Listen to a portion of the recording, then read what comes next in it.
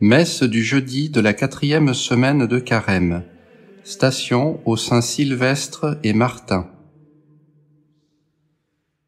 Introïte. Qu'ils soient dans la joie les cœurs qui cherchent le Seigneur.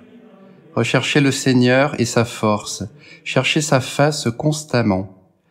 Louez le Seigneur, acclamez son nom, publiez ses hauts faits parmi les nations. Gloire au Père, au Fils et au Saint-Esprit, comme il était au commencement, et maintenant, et toujours, et dans les siècles des siècles. Amen. Collecte. Dans ce jeûne ecclésial qui nous châtie, faites Dieu Tout-Puissant qu'une sainte ferveur nous donne aussi la joie, afin que, bridés dans nos appétits terrestres, nous saisissions plus aisément les choses du ciel, par notre Seigneur Jésus-Christ. Épître tirée du 4e livre des Rois, chapitre 4e. En ces jours-là, une femme de Sunam vint trouver Élisée au mont Carmel.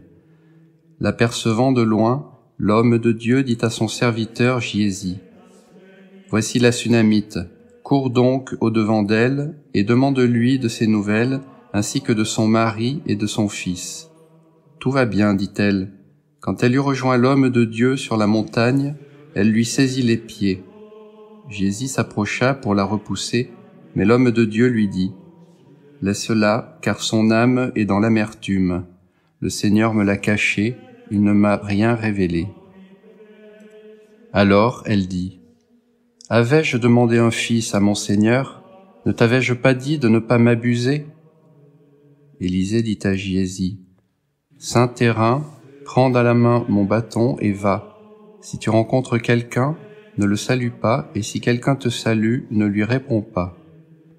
Tu placeras mon bâton sur le visage de l'enfant. » Mais la mère de l'enfant dit : « Aussi vrai que le Seigneur est vivant et que tu vis toi-même, je ne te quitterai pas. » Alors il partit et la suivit.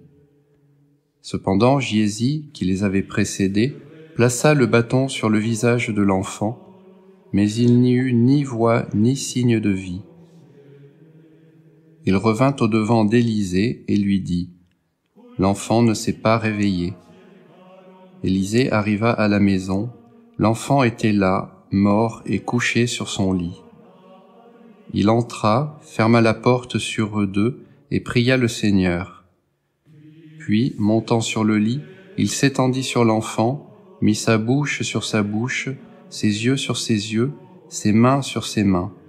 Il se replia sur lui, et la chair de l'enfant se réchauffa. Il se releva, marcha de long en large dans la maison, puis remonta se replier sur l'enfant jusqu'à 7 fois. Alors l'enfant éternua et ouvrit les yeux. Élisée appela Giési et lui dit : « Appelle cette Sunamite. » Il l'appela et elle vint vers Élisée, qui lui dit : « Prends ton fils. » Alors elle se jeta à ses pieds et se prosterna à terre. Puis elle prit son fils et sortit, et Élisée repartit à Gilgal.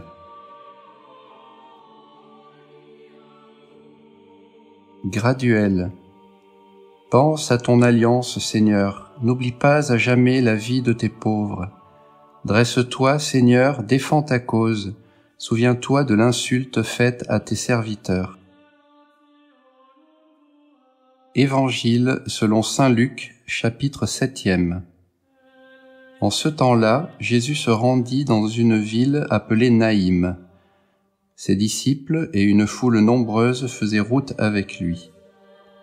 Comme il approchait de la porte de la ville, voilà qu'on portait en terre un mort, un fils unique dont la mère était veuve. Et il y avait avec elle une foule considérable de gens de la ville. À sa vue, le Seigneur eut pitié d'elle et lui dit : « Ne pleure pas. » Puis, s'approchant, il toucha le cercueil et les porteurs s'arrêtèrent. « Jeune homme, dit-il, je te l'ordonne, lève-toi. » Le mort alors se dressa sur son séant et se mit à parler. Puis Jésus le remit à sa mère. Tous furent saisis de crainte, et ils glorifiaient Dieu en disant : « Un grand prophète a surgi parmi nous, et Dieu a visité son peuple.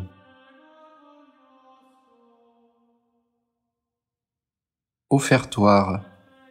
Seigneur, hâte-toi de me secourir, qu'ils soient couverts de confusion et de honte tous ceux qui souhaitent la ruine de tes serviteurs.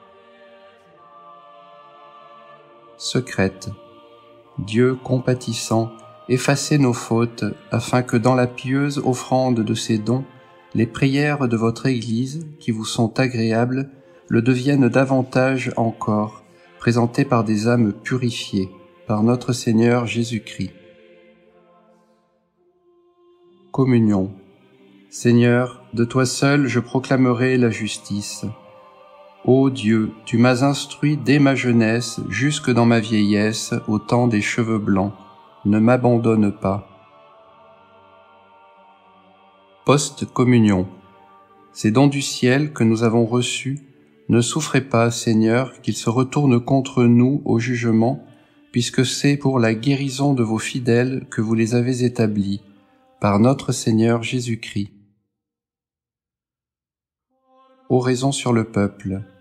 Humiliez vos têtes devant Dieu.